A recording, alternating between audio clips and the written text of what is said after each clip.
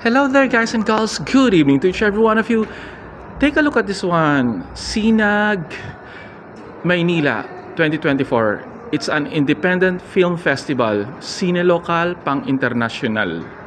So there are two categories, one full length and one documentaries.